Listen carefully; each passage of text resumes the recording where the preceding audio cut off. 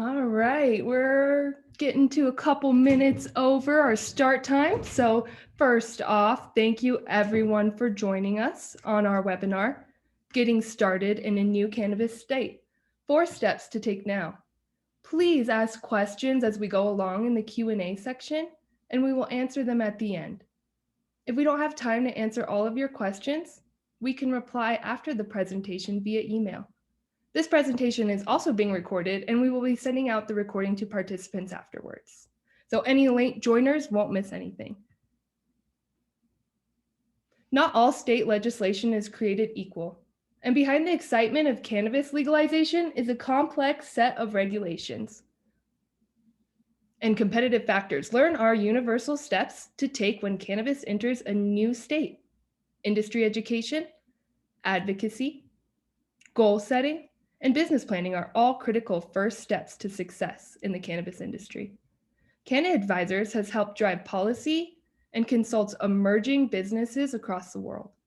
We've forged strong networks of strategic partnerships that have helped grow the emerging cannabis industry. Get insights into proven methods from our experts who have worked with clients to win cannabis licenses and start cannabis businesses in 31 states and internationally.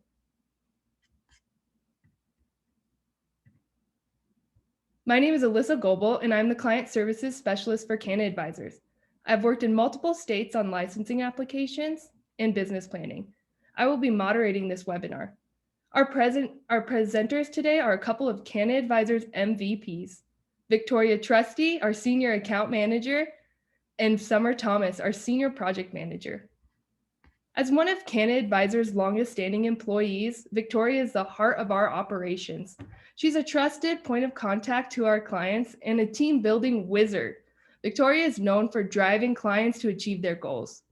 She's been in the cannabis industry for a long time, since 2014, and has worked with clients in over 20 states, 2 countries, and a US territory.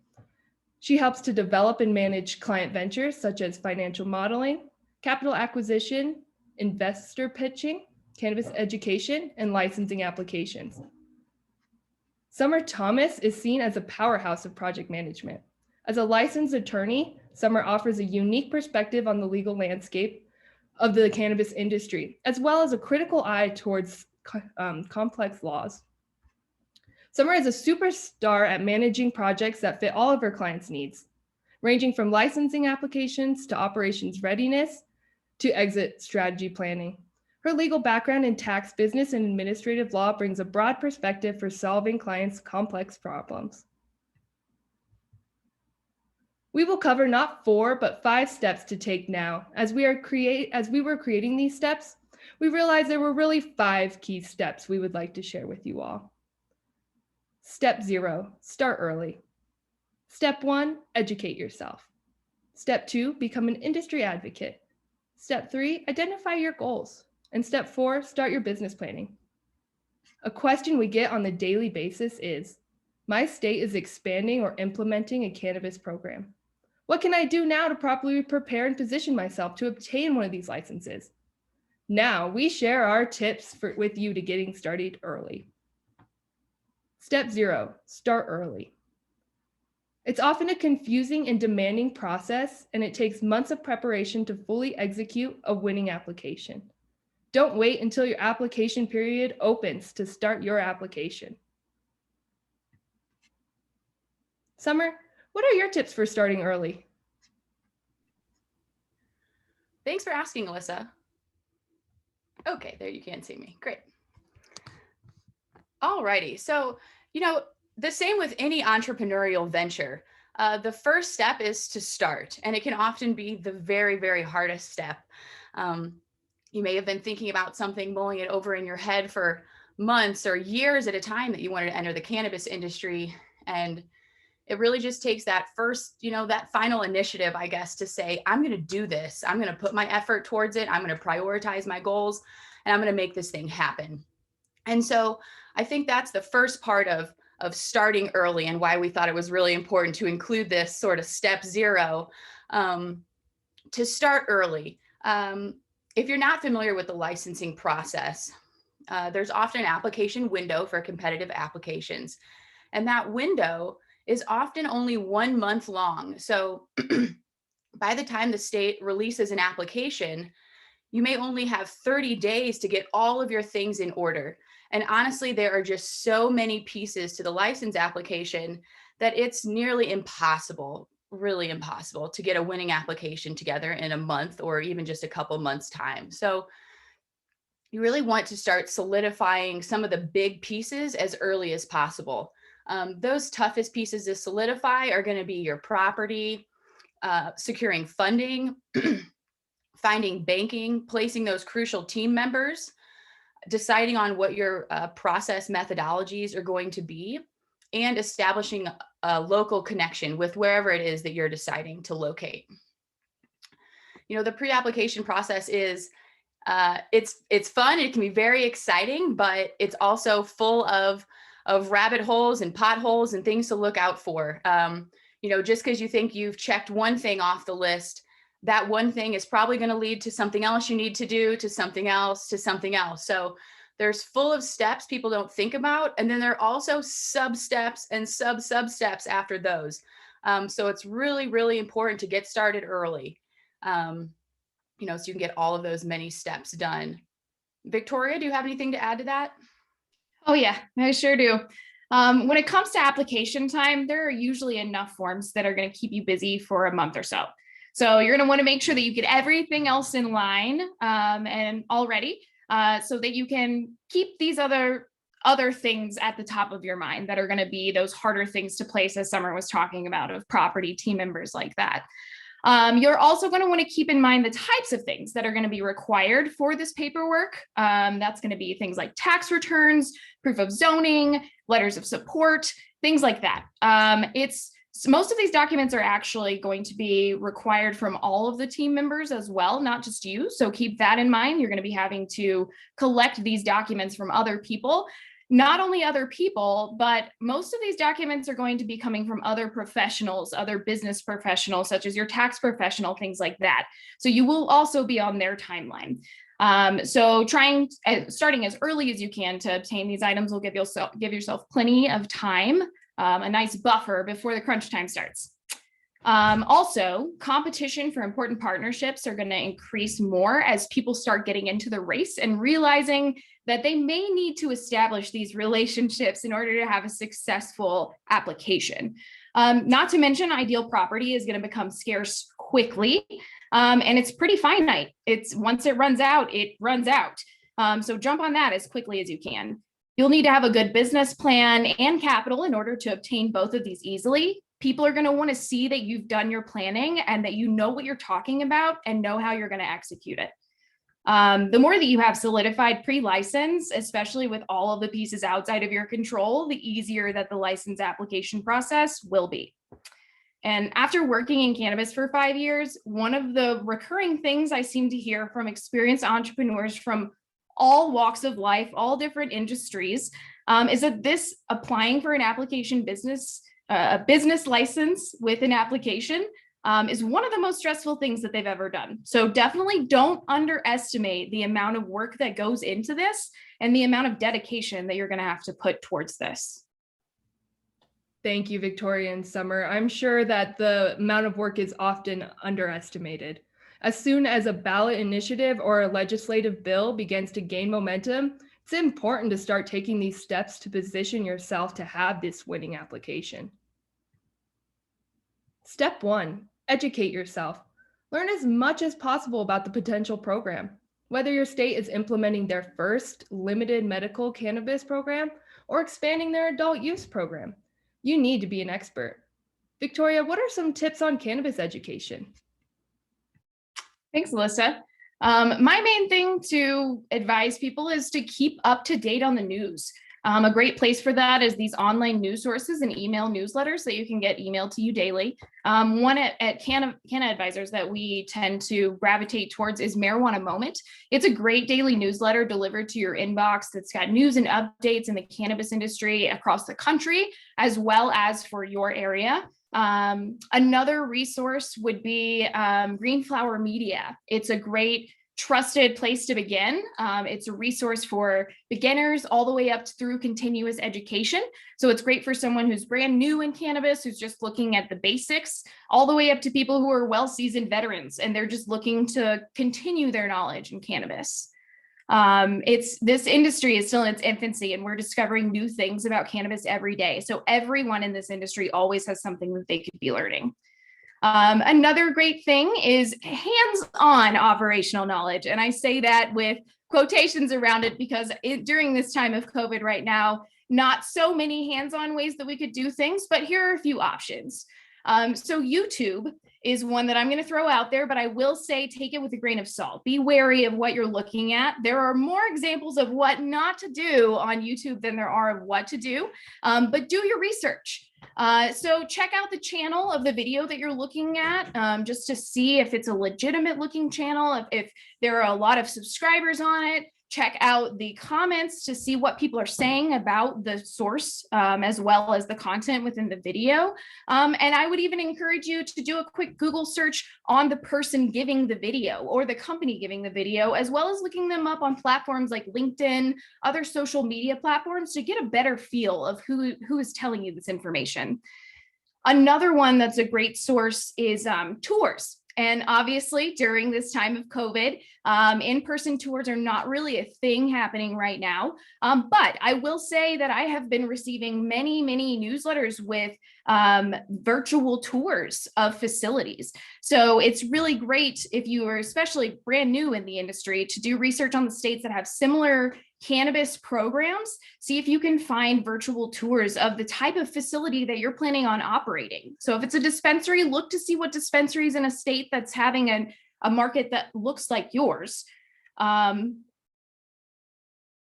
Sorry, just got a pop up on my screen. A market that looks like yours to see what your business could potentially look like. There are places in legalized states, mostly adult use markets, that have tours at their facilities constantly. One of them is Seed & Smith here in Denver, Colorado. We, as a Canna Advisors group, went on a tour there. It was you could see the cultivation, the processing, and the dispensary at the end, so vertically integrated. And it was actually a great way to get an insider view into what the inside of those businesses look like.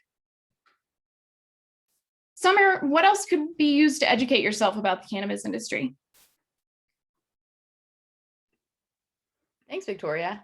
Yeah, as the attorney on the call today, I have to be the one to point out the education that no one seems to want to do themselves, and that is reading all of the laws in your jurisdiction. So by laws, I'm meaning could be a constitutional amendment. It could be a ballot initiative that's either coming out or was just passed, statutes, regulations, ordinances. So ordinances are usually at the city level, and state statutes and regulations are at the state level. You want to be familiar with every rule that applies to the program that you're trying to enter or that you're considering entering, to make sure that you become an expert on the rules to run your business, right? This is your business. You're going to be making a lot of business decisions, and you're going to want those to be rooted in the law that you're going to have to follow in your jurisdiction.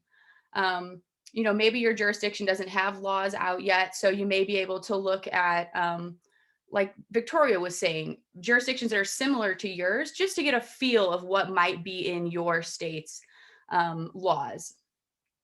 You'll also want to, once the application or once the process starts moving along, you'll get FAQs from the states or potentially guidance documents from the state. So on the state's cannabis website, there's often an area with certain PDF guidance documents that will tell you, how certain things are laid out, how ownership might be laid out, rules for social equity, zoning rules, or things like that you want to definitely be an expert in.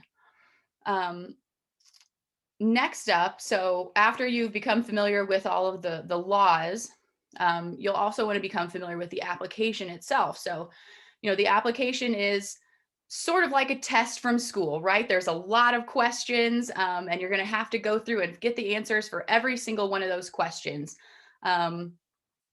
It's common, as we've said here, that people are starting early. So the application isn't actually out yet when they start the process. And that, there's easy workarounds for that. Like we said, look at other jurisdictions that have had competitive application processes that are going to be similar to yours, and see what those applications look like. See the types of things that they normally ask for, just to see how you can get a leg up on your competition. Also, if you're going into an adult use market where there was a medical one prior, do check out all of the information from the prior medical round. See how the medical market's operating, see how it was run, how the regulators worked in the medical market, and what their medical application looked like, just to get some insight into what you may be facing in the future. And those are my two big tips, really. Just get very familiar with the law and very familiar with the application itself. Thank you, Victoria and Summer. I appreciate all those tips and options for operation readiness at this time. And Summer, sounds like we are studying for the biggest test of our life. Be prepared to be a lifetime learner, as things often change quickly in the cannabis industry. Step 2, become an industry advocate. Given the history of cannabis in US, it's not always easy to step forward as the industry advocate, especially in states implementing their first programs. Once you begin talking openly about your intentions, you'll really be surprised at how many of your friends and family members are supportive, and equally surprised at those who are not. In any case, your advocacy will provide multiple benefits towards all of your efforts. Victoria, what benefits come from being an industry advocate, and how do you become one? Thanks, Alyssa. First, let me say this. You are going to be the one on the front lines helping to build support for this program. So be excited. And by being out there to deliver this message, you will make sure that the right message is getting out and it's getting to the right people. So think of yourself as that sort of advocate. You are getting that message out. You're making sure that it's getting out there correctly to educate the rest of society. Secondly, you're going to meet like-minded people that may become or introduce you to crucial team members, or even just be avid supporters of your efforts and be in your corner when you need them. Having a solid support system in your corner can really help you when you're confidently trying to execute your plans. I would also say to shift your mindset. Be proud of entering the cannabis industry. You're a leader. You're a change maker. Be one. Be confident. Also, another thing that you could do is things like joining national and local industry groups. Nationally, there's things like NCIA, the National Cannabis Industry Association. They do things such as lobby days in Washington, D.C. So you would be making changes more on a national scale. And then also there are local groups that are in your state, even in specific jurisdictions within your state, that will be that point for you to keep up to date on industry knowledge, see what's going on around the country, as well as get more pinpointed materials directly for your location. Also, another thing to think about if you're wanting to go to those local meetings is not only will you meet like-minded people, but you're going to meet probably some of your competitors. I would definitely say that some of your competitors are going to go to those meetings so that they can stay up to date, and you're going to want to get to know your competition. So that's another good reason for trying to go to these meetings. Summer, what else do you have to add? Thanks, Victoria. Yep, certainly have something to add there. So as far as becoming an industry advocate, I think a lot of people get focused on the state level and they forget about the local government. And for your success, we've seen in almost every jurisdiction, it's important and critical really that you're getting the buy-in of whatever local community you're choosing to locate your business in. So even if you haven't decided on the city, go to city council meetings in your, the jurisdiction you're thinking about. Figure out which cities are open to cannabis businesses and which cities may have banned them completely, or talk to city council and city officials to figure out how best your cannabis business can not just take from this community that you're going to be opening your facility in, but how you can give back to that community as well. Because having your local support will make every step in this process much, much easier. So it's very important to think about the community, how you might give back, taxes or job creation, or connecting with local groups. So very, very important there at the local level. Secondly, I would say for becoming an industry advocate, it's like Victoria said, important to get your message out there and be enthusiastic about it. But it also can help with one of the biggest steps, and that is fundraising. So we've seen a lot of people try to be really shy about what they're doing because they're not confident entering the cannabis industry. They think they may be looked down upon, maybe judged or something like that. Overall, we've seen people be very open and accepting to cannabis, especially year after year here. People are just getting more and more open to it and more truly excited about the opportunity of joining a cannabis project. So, be open. Start with your friends and family. Talk to them about your business plans and project. Somebody who's not going to get down on you. Practice your elevator pitch and just talking about cannabis.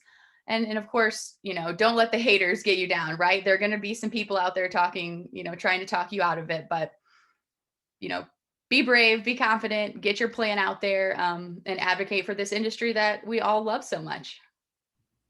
Thank you both. It sounds like being an industry advocate can really set you apart from all your competitors. You want to be the one your town calls if and when they have a question about cannabis. Step 3, identifying your goals. The cannabis industry can be broken down into 3 primary functions. 1, cultivation, 2, manufacturing, and 3, retail sales. Many states break down the licensing even further, adding things like distribution, transportation, and delivery. What licenses you pursue may be dictated by your state's program. Some states only issue vertical licenses, which allow a business to cultivate, manufacture, and retail their products. Other states do not allow companies to fully integrate. In any case, each business function is different. You'll need to identify your resources and where your passion lies accordingly. Summer, what are some things to think about when identifying your goals? There's definitely lots to think about, and lots of goals to set and hit throughout this process. And so while it's definitely a feat and an achievement to just get step 0 done, just decide I'm going to start and here I go. After you've started though, you'll want to know what your direction is, right? How to set those goals and which are the most important. You may know right out of the gate some factors that are already set for you. You may know I'm definitely starting in cultivation and I'm definitely starting it in Massachusetts and I'm ready to go. For others, you may just know I want to start a cannabis business, but where do I start? And so first off, you'll need to identify those 2 main things: what jurisdiction you're going for and what license type you're trying to get. So jurisdiction, that just means in what state or in what local municipality. So states are different in their licensing structure. Some states license at the state level. Some states license only at the local level. Some states license at both the local and state levels in a joint process. So you'll want to, again, check out the laws and the rules for each jurisdiction to see which state makes the most sense for you. As you know, not every state has a legal cannabis market, so that does narrow down some of your options. You can usually check the news or check in with Canna advisors, and we can let you know what states are coming online in the near future, what states are there to start getting ready for now. If you're looking to jump in today, what state's a good state to jump in with now? Obviously, you're not going to want to target Idaho, who's trying to keep cannabis out of their state forever. So, just making sure you're focused on the right state and that you understand the licensing timeline and your projected operational timeline in that state. Usually people are choosing the state first, and once they choose the state, they're then figuring out exactly what license type is right for them. Like Alyssa said, cultivation, manufacturing, and retail.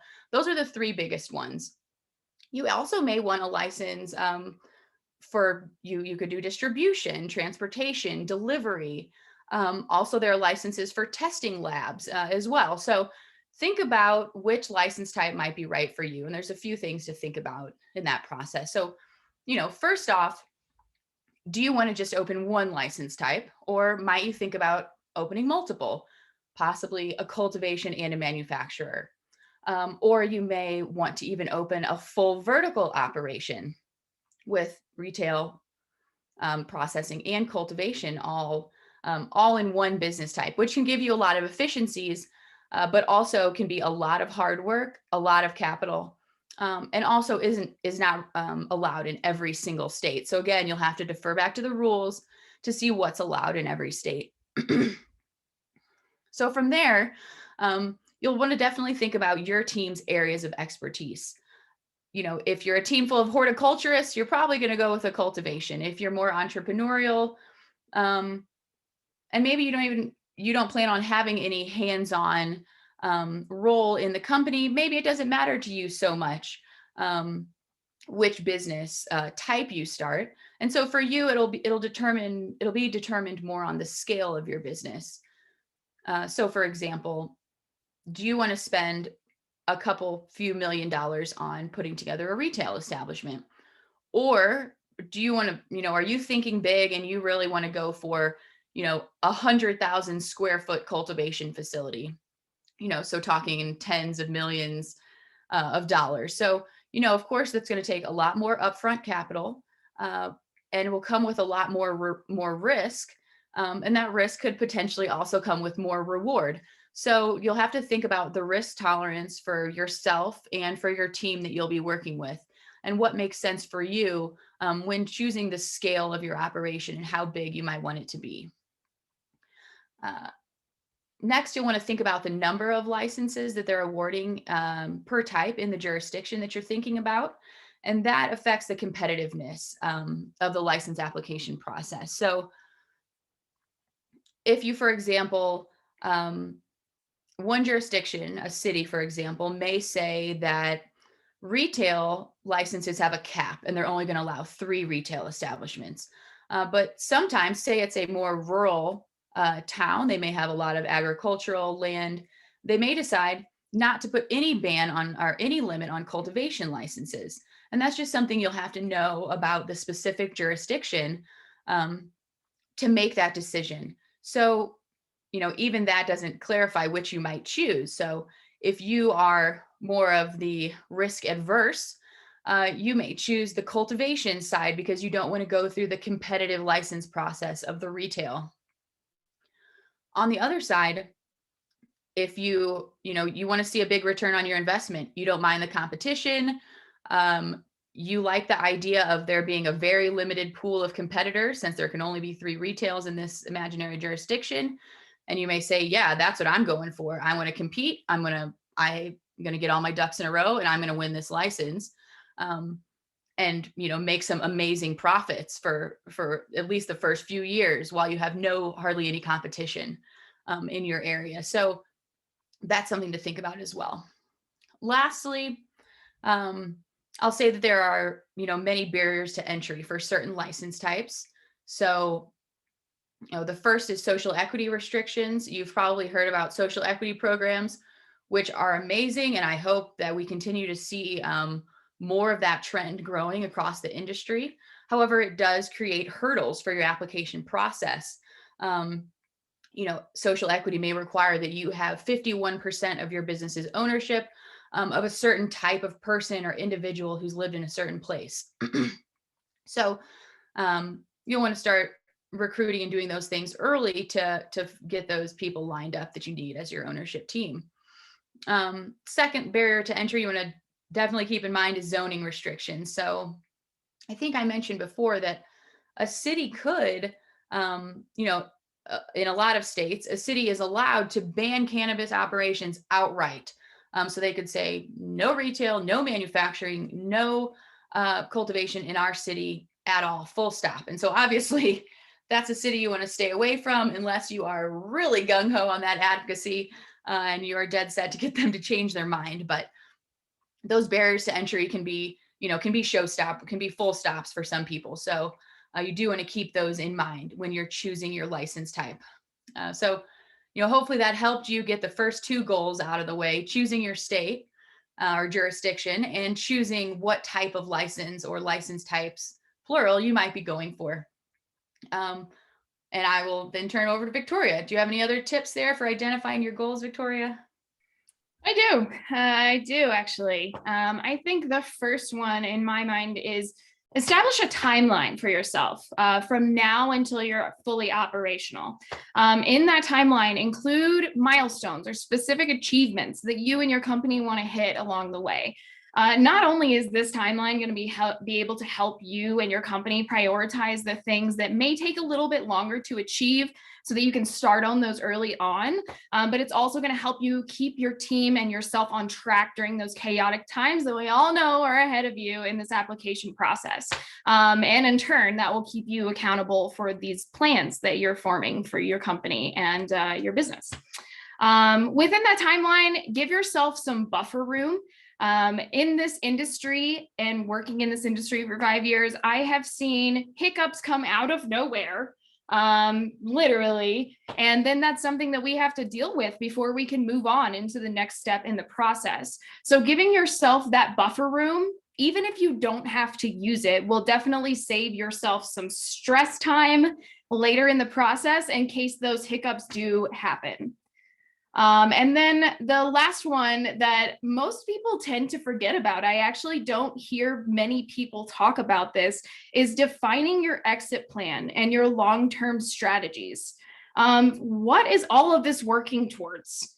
What triggers this exit event for you? And what is that exit event?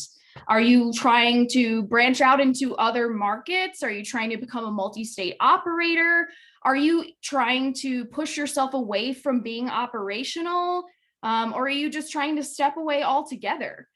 All of these different questions are things that you could ask yourself to kind of help determine what that exit plan and strategy looks like for you, and where that's going to fit in the timeline, and then what timeline starts after that exit plan for your company, because it doesn't just go away.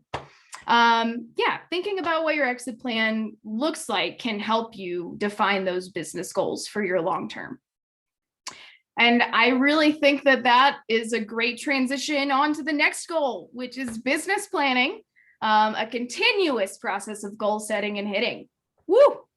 Woo-hoo. Thank you, Victoria and Summer. Step 4, starting your business planning. Like any other business, a vision will only take you so far. At some point, you'll need a well-written business plan with detailed financial modeling just to make your vision a reality. The business plan is probably the one concrete item you can begin assembling early on. A good business plan can help you begin pursuing investors, securing property, gaining local approval, and recruiting those business partners. And ultimately, the business plan will become the focal point of your application materials.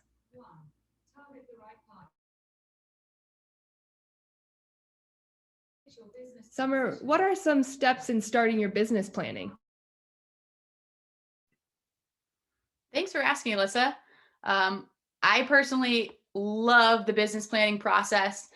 Somewhat obsessed with it, just going from the idea of, nothing, no business existing to something, zero to one, getting there. There are, of course, as we've already sort of alluded to, many, many steps to this process. And the business plan is your opportunity to get everything organized to where you can understand every single step, what you're trying to achieve, talk through it with your team or whatever professionals you might be working with to get everything in order. And there's a lot more to the business plan than a lot of people think. So to start off, my first tip here is to know your audience.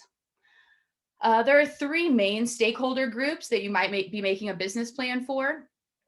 That first group, and the one we see maybe not most often, but definitely very often, is the business plan being for investment purposes, for trying to find those financial investors that you'll be relying on to provide you capital to run your business. So Obviously, those are very important people. You want your business plan to be extremely professional, very organized, very easy to understand. These are very busy people for the most part. So you want to get to the point, give them the information that they need, and then be there to field any questions that they may have for you.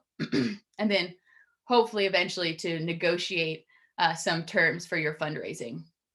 So those financial investors, of course, are going to want to know about your finances themselves. So, you want to focus on financial projections.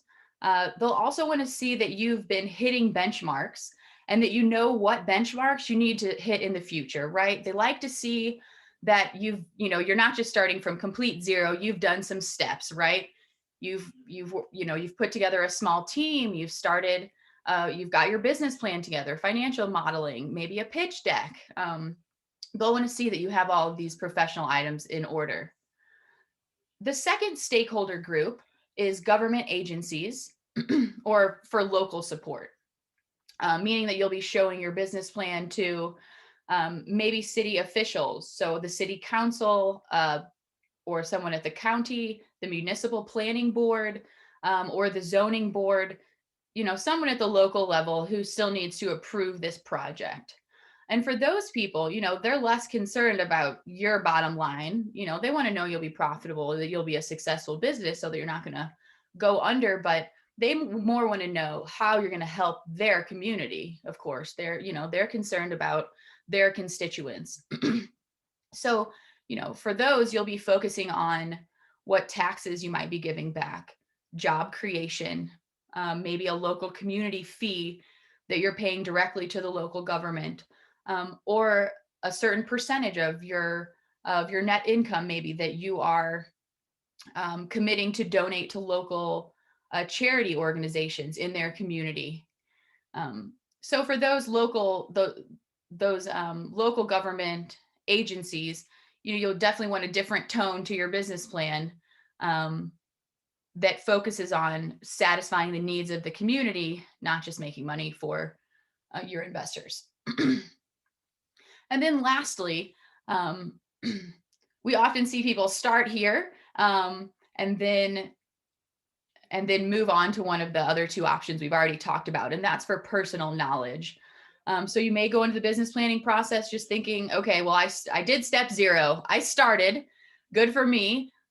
Maybe I'll wind up throwing this plan in the trash. I don't know, but I want to see what this looks like. It may be more of a feasibility study to you to make sure that your plan makes sense and that it's going to be profitable, or that it's just going to satisfy the goals that you have for the project itself. So those are your 3 audience types, generally: an investor, local government, or for your own personal knowledge as more of a feasibility study. So once you choose your audience, that'll help you set your tone going forward. And it's always possible, you can make multiple business plans or different iterations of the plan that are for these different stakeholder groups. And we often see people do that. All right. So my second tip then for business planning is to make sure and not forget about the financial modeling. Don't forget your financials. A lot of people think a business plan is just a written out story of your business that some creative writer did. But that's very far from the truth. The business plan is based completely on your plan, on your business, and on your financials. So you want to have an underlying financial model where you've run through, your capital expenses, your operating expenses, your whole personnel and your staffing, putting together income statements and balance sheets and things like that, so that you have an idea of what your business is going to look like going forward. The more accurate your financial model is, the better you can, you can account for the exact capital that you're going to need to start your business. Like Victoria said, there are always hiccups in the cannabis industry. That's just how it is in any nascent industry. Things are going to be changing often. So we are big advocates for a conservative financial model that includes a buffer for things that may happen out of your control. The cannabis industry is often dramatic and very unpredictable. So you do want to leave a buffer, of capital for the unforeseen that might happen. And, if you do detailed financial modeling and leave yourself a buffer, you'll wind up with, you'll wind up with a successful business, or at least know where you're going and have an idea. I've seen people that are shocked by a factor of 10 by how much a cannabis business might cost. So it's just good to, get the Excel financial model whipped up and make sure that you really know, what you're getting into so that you can best prepare. And that you look knowledgeable as well when you're speaking to investors or local officials, because they're going to want to know that you know your business. Let's see. Oh, sorry. One last thing I forgot to say there, but raising capital can be painstaking. And so you'll want to start that early. And one thing that will really help you with that process is your financial modeling. So you want to have that. All right. And then my last point for tips for business planning is to start recruiting early. And now when I say recruiting early, of course, I don't mean your whole team all at once. You don't need to employ your trimmers on day one of your business planning. Of course. So there's going to be multiple stages. Those stages are, first off, looking for other partners, founders, ownership team, individuals that'll help you through your business planning, financial modeling, pitch deck creation process. And you'll also have other people, other professionals joining in that stage, such as attorneys, financial advisors, possibly security support as well. So, there'll be lots of people on your team at the initial stages, but not everyone that you'll need to run your business, of course. Next up, you'll be looking for your high level employees and those with the talent. Say you're running a cultivation, you'll want a director of cultivation with a history of cultivating cannabis, maybe even with a degree in the field. And those people can be added to the team somewhere between business planning and the application itself. Then after you apply and you're licensed, then that's when you'll be doing the lower level recruiting roles. So, your retail associates or packaging associates or roles like that, you'll do those later down the road. So think about your recruiting in different stages. So you're not doing it all at once, but you're getting the most important people you need for each stage as you move along. There are multiple methods for recruiting. First off is grassroots. So that's your own connections and network. Maybe you're not in the cannabis industry, and maybe none of your friends or family or connections want to get into the cannabis industry, not really a problem because lots of people do. So you can always use online search firms, Indeed or Monster, one of those platforms that you're familiar with, LinkedIn, to post for jobs. And we've seen people be wildly successful getting resumes from qualified candidates through those sorts of portals because there is so much interest in cannabis. Lastly, you may want to use an executive search firm for those high level placements, especially if you need someone with a really high level of education or years of experience in the cannabis industry, or someone who's been a CEO for a decade. Then you may want to reach out to a professional search firm that will help you place those higher level people. And then lastly, you don't want to forget about social equity when it comes to your ownership team. Like I mentioned before, if you need 51% ownership by a certain individual, then you do want to make sure and recruit for that person early and get them on the team. As it can, your whole application could revolve around getting those social equity points. All right. Yeah. So those are my big tips. Know your audience, focus on your financial modeling, and recruit early and understand the stages of recruitment. So Victoria, what would you add to make the business planning process more valuable? Thanks, Summer. There are definitely quite a few ways to add value to your business planning. Specifically, what I'm going to be talking about today is how will you stand out amongst your competition? And I'm actually just going to throw out a couple of probing questions that we typically start the conversation with our clients at Canna Advisors when they have no cannabis industry experience. How will you stand out amongst your competition is the main one, right? How will your story relate to your clients, and how will your customers relate to your business? What kind of cannabis brand do you want to be? High end, high volume, boutique, luxury, classic, relatable, a mixture, something to think about. Also, things like logo, brand identity, even color scheme will come into play here. Don't be generic. We see so many people who come in with green and try to put pot leaves in their logo. That's all fine and dandy, but know the regulations in your area. Also, just know regulations in cannabis in general for marketing specifically. Specific states won't allow you to have things that are related to the cannabis plant, such as the leaf or anything like that in your logo. If part of your exit plan is eventually branching out into other markets, will that work for you? Also, know things. When I say know the regulations for marketing in your area, know what types of things that you can and cannot advertise, as well as where you can and cannot advertise those things. I have worked in some states specifically that say that if a specific magazine gets printed and dropped off so far from a school that you can't advertise there. That's not something that you typically think about. So that's something that you need to brush up on. Another sort of style of questioning is, what are your competitive advantages? How are you going to rise above your competitors and gain that trust? Is it going to be amazing customer service, knowledgeable staff, great product selection, competitive pricing? Again, a mixture of some of those. Make yourself stand out.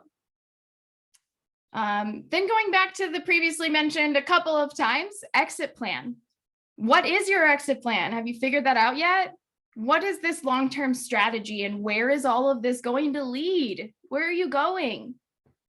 What's going to happen to trigger this event? This is going to definitely help you plan for that eventual exit to know exactly where your business needs to thrive. Going to pitch deck. Having a pitch deck is a big part of this business planning materials in general. I see a pitch deck more as just kind of a narrowed down version of your business plan and your financials. So it's very important that you put all of the information that you would like for investors or your audience to see into this pitch deck, but also keep it straight and to the point. There's a reason people are coming to your pitch deck rather than reading your business plan. So get the most important pieces, put it in there, show these people that you've done your homework. Hype up the work that you've already done in your pitch deck. Let people know the milestones that you've already hit, as well as show them future milestones down the road that you know are coming up, and show people that you've planned for those things. Have you thought about your brand image? How will it transition from a vision into this pitch deck, an illustrative deck that you're going to use to raise capital or get local approval? And then I would say the last piece is having local nonprofits and community engagement in your network definitely lets people know that you are there to give back to your community. So even though you may not have a property secured at this point in the process, not many people do. Let me just throw that out there. When you're just getting started, property is one of those pieces that's a little harder to obtain. But even if you don't know exactly where your facility will be, try and get a general idea of the city, the jurisdiction, the locality that you want your facility to be in. And that's where you start looking for community engagement outreach efforts. Look for local nonprofits that you can give your time or even just a monetary amount to every month. And even things such as showing your community that you're going to give back by the type of security system that you'll have on the outside of your facility, that you'll be able to see the entire neighborhood around you and be able to assist if anything ever happened in that neighborhood. Those are also ways to give back to your community that people don't even think about. This not only increases community support for you and your business as a cannabis business, but it could also help to create that state support as well. Thank you, Victoria. Your business plan is a key step to starting your business, it sounds like. Whether it's for your investors, personal knowledge, or just local support, the business plan can give a snapshot of your potential success. These 5 steps to getting started may seem simple, but will take longer than you would like to execute. That is why we always recommend starting early and being proactive. Thank you all so much for joining us. I was just going to go through some questions that were asked. Thank you so much, everybody. And thanks, Alyssa. Looking forward to these questions. Yeah, thank you guys. Perfect. Our first question is, what is a typical team size for an application? Can it be too large or not really? Do you want to take that one, Summer? Or are you? Oh, sure. A typical team size. First off, you do need to determine what kind of an application you're going for, right? So a small retail establishment is going to have a much different team size than a large scale cultivation would have. So, for application purposes, I wouldn't say that your team could necessarily be too big. That's generally not something that the state is going to be, or the jurisdiction is going to be grading you on. Where a team being too big could be a problem is, well, one, in your general efficiencies of your process. If you have people who don't really have designated roles, it doesn't really make sense. And then secondly, salary and wage expenses are going to be one of your biggest costs to running your business. So it's great to keep your staff as low as it needs to be, so they're not wasting money on employing people that you don't actually need in your organization. So, typical size is a very wide range. If you're talking a New Jersey micro business, well, then you can only have 10 people. That's the maximum you can even have in your business. And then, up to could be hundreds of people. If you're talking about thousands of square feet, hundreds of thousands or tens of thousands of square feet for a facility. Lots and lots of people. Definitely a big group there.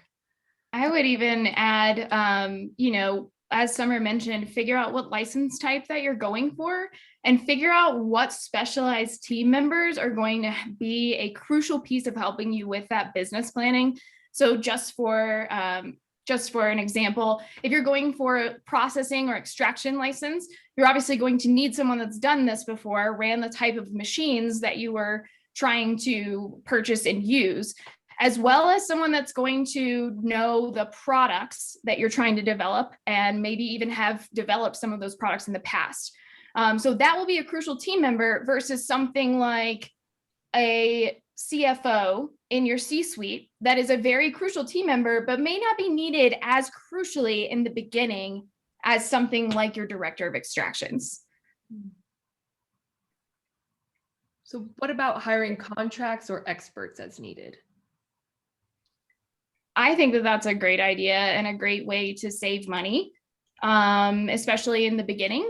We have seen people who have come in and hired experts as sort of a, what's the word I'm looking for? Like an advisory group, really, that would come in. They would be able to write to their experience on an application or business planning materials, things like that.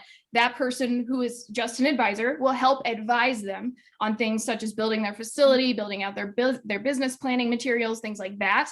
But then ultimately just come in and help to maybe even train the staff, things like that, but not specifically be boots on the ground, if that makes sense. So you won't have to pay a salary. You may have to pay some sort of stipend, or you may have to give a little bit of equity to this person, but you will get their experience without the full-time salary, I guess. Good point, Victoria. Have another question. Where can we start in our process if our state has no plan or guidelines set up? Yeah, I'll take this one. So I think the first place to start, if your state doesn't have a program, is definitely advocacy, right? If you need your state to start setting up a program, if you want to see um, something come out on the ballot, if you want marijuana to be legalized, boots on the ground is the way to do it. So connecting to your local, maybe your local city council, your state congress people, um, figuring out which advocacy organizations you may want to join. There may already be something in your state going on, an organization that you can become part of to help move that ball down the road and bring legalization to your state. Also, if the state doesn't have anything set up, look at other states who have done it successfully that you think your state may be somewhat similar to. So a neighboring state, or if you're just trying to learn the laws of cannabis in general, or see what a market's like, take a look into Colorado, a state that's been running for a long time, and take a look at their laws and their systems, and see how the rules look. And what sorts of things you may have to work on in your own state. Thank you, Summer. Looks like we have time for maybe one or two more questions. What is the average amount of funds needed to start a basic dispensary? I know that's a loaded question maybe. Does the amount needed change if the state has a program where they will offer loans to start the business? Well, first off, I will say that is a loaded question. There are many, many factors that will go into how much it costs to start a dispensary in your area. That being said, financial modeling is the key to figuring out a more rounded number to get closer to an actual figure that will be valid after your business planning. And that being said, it also depends on the locality, jurisdictional laws, the regulations. There are so many factors to determine that figure. Summer, do you have any other extra tips? Yeah, I mean, to start a basic dispensary, generally hundreds of thousands to a few $1 million, to maybe even 5 or 10 million, depends. Are you trying to open up a Planet 13 like in Las Vegas, or are you just starting a tiny little shop, 1,000 square feet or something? Also definitely a big thing for retail.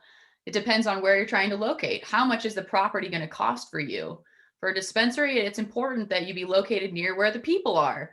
That's often where the property is more expensive. So if you're trying to locate in the center of an urban area, in downtown Chicago, or in a big city on the East Coast, for sure, your property costs are going to be much higher than you would see, opening a rural Michigan dispensary or something like that. So Victoria is definitely right. Financial modeling is is what you want to look at. Start laying out some of your costs and figuring out what metrics you're going to use to, determine how big of a facility you may want to start.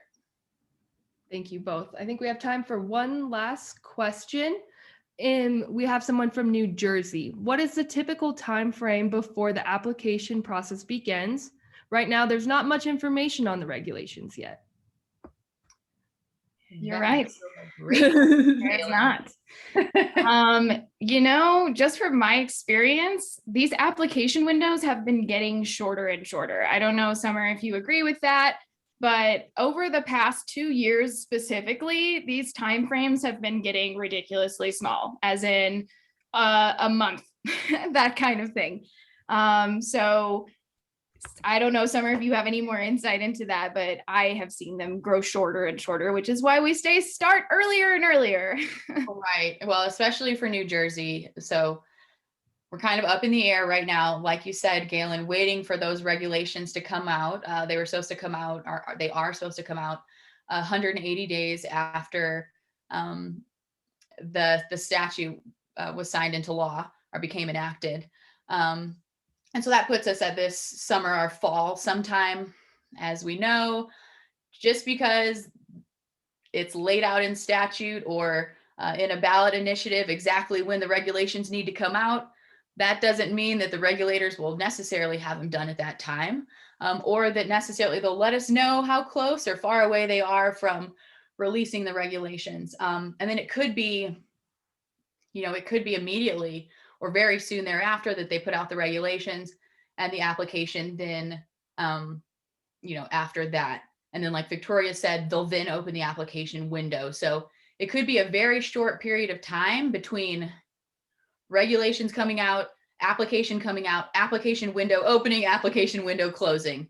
That could all be within a couple months or a few months time. So I really do think it's important to start now for New Jersey planning, because we don't know what's going to happen with the regulations. We're not 100% sure what the timeline is, but we know it's soon. Second, there's tons of competition in New Jersey. So the quicker you start, the quicker you find a property, a good team, and you're beating out other people in New Jersey who are trying for those same spots. So yeah, while New Jersey is a bit of a question mark right now, since the statute has been signed, it's moving forward. So yeah, New Jersey is definitely a state to be jumping on right now. Well, it looks like we are running out of time. Thank you guys so much. We will reply to any other unanswered questions after our presentation. And don't hesitate to contact us if you have any follow-up questions. We're here to help. Cannabis Advisors is an industry advocate, and we want to help you take those first steps towards building a cannabis business.